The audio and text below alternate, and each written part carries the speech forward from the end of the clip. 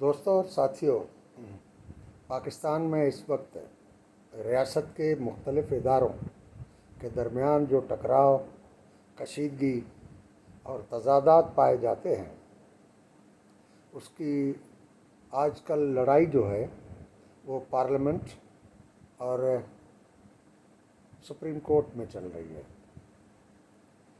ان تضادات کے نتیجے میں یہ تو ظاہر ہو رہا ہے کہ پاکستان میں اشرافیہ، جس میں وڈیرے، چودھری، ملک، سردار، خان اور سیٹھ، سرمایہ دار، جرنل اور 18 گریڈ سے اوپر کے سول بیوروکریٹس شامل ہیں، وہ اپنے مفادات کی جنگ لڑ رہے ہیں۔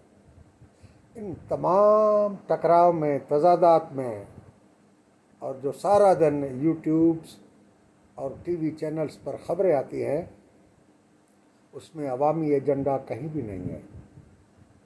ملک کے عوام اس وقت انتہائی مشکل صورتحال سے دوچار ہیں، اور آئے دن ان کو مہنگائی، مزید مہنگائی، بے روزگاری، مزید بے روزگاری کا سامنا کرنا پڑتا ہے۔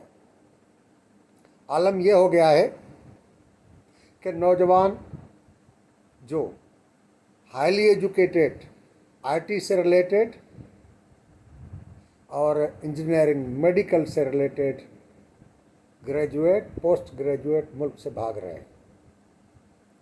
کل بھی میری ایک انجینئر سے ملاقات ہوئی اور انہوں نے کہا کہ یہ ملک رہنے کے قابل نہیں ہے، لہٰذا میں یہاں سے جا رہا ہوں، 4 دن بعد ملک چھوڑ دوں گا۔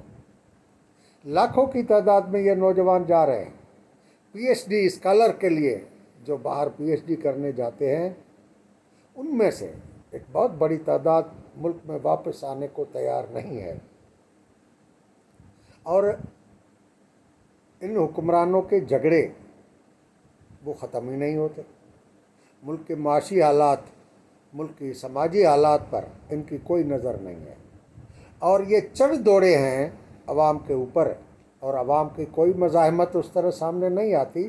اس وجہ سے آئے دن یہ اپنے مفادات کی لڑائی میں روز آئین میں تبدیلیاں کر رہے ہیں۔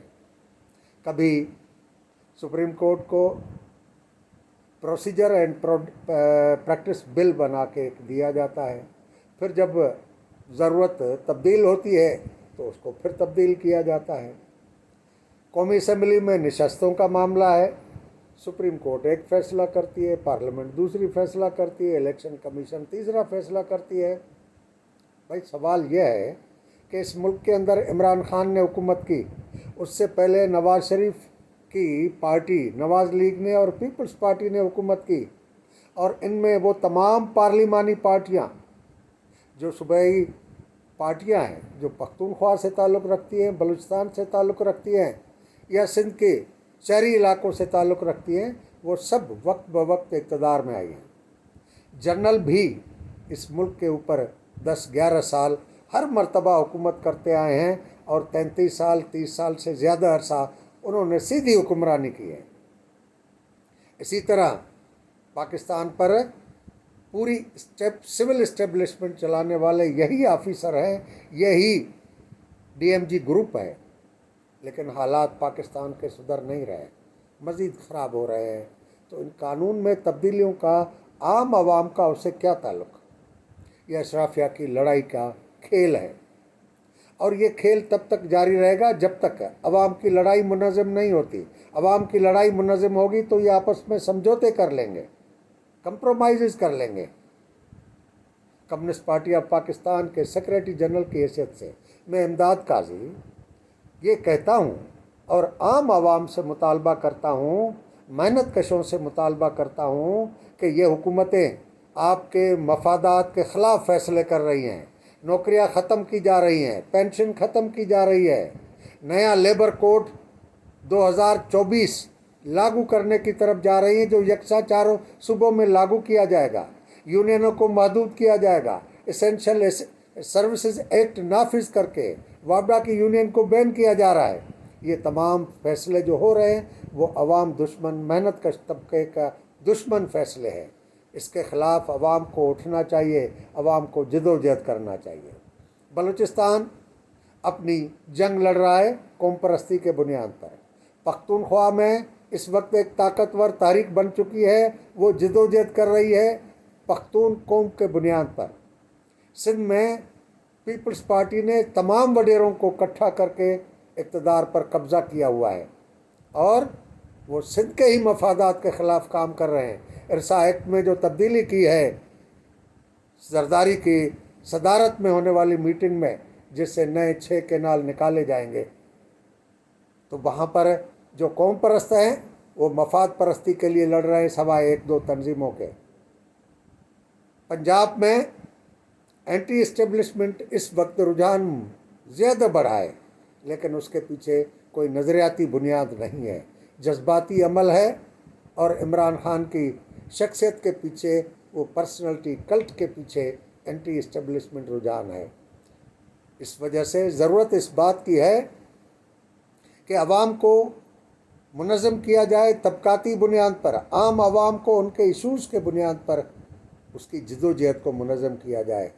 अभी ये कारपोरेट फार्मिंग के नाम पर 50 लाख एकड़ गैर आबाद ज़मीनों को आबाद कर रहे हैं, जो पहले एरीगेटेड सिस्टम का हिस्सा ही नहीं है, उसकी कमांड एरिया में नहीं आते, और ज़्यादातर वो रेगिस्तानी इलाके हैं।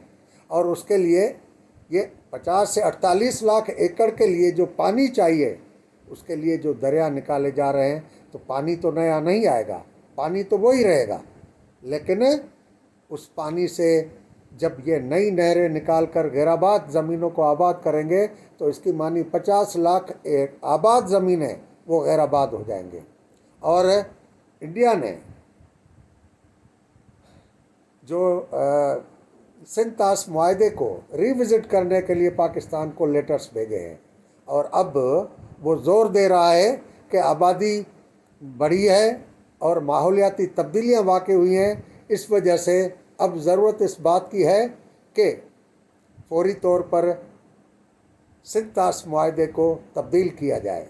अब सिंतास मुआहदे में तब्दीली वाक़ई होती है तो पाकिस्तान का पानी मज़ीद कम हो जाएगा। तो ये जो कारपोरेट फार्मिंग के लिए पाकिस्तान की जर्नलों की कंपनी जो ग्रीन इनिशिएटिव के नाम से काम कर रही है, जो मल्टी नेशनल कंपनियां हैं, उनको जो ज़मीनें दे रहे हैं उसके लिए पानी ले जाएंगे, इसकी मानी बाकी जो ज़रूरी सिस्टम है वो पूरा तबाह हो जाएगा और पाकिस्तान का ज़्यादातर मईशत का इन्हिसार ज़राअत पर है। मेरे दोस्तों और साथियों, आप देखें कि यहाँ पर कोई भी इदारा जो जिस काम के लिए बज़ाहिर बनाया गया है वो नहीं करता। अदालतें अवाम को इंसाफ नहीं दे रही, सिविल इदारे अपना पेट भर रहे हैं, सियासी पार्टियां जो इक़्तिदार में हैं वो पूरे मुल्क को लूट रही हैं, अवाम के लिए कोई नहीं कर रहा। तो आम आवाम, मेहनत कश तबकात, किसानों को, सबको मुत्तहिद करके एक जदोजहद, एक लड़ाई की ज़रूरत है और उस जदोजहद के नतीजे में इस निज़ाम को तब्दील करने की ज़रूरत है।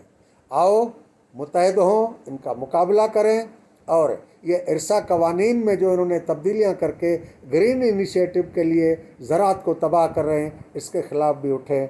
मेहरबानी, शुक्रिया।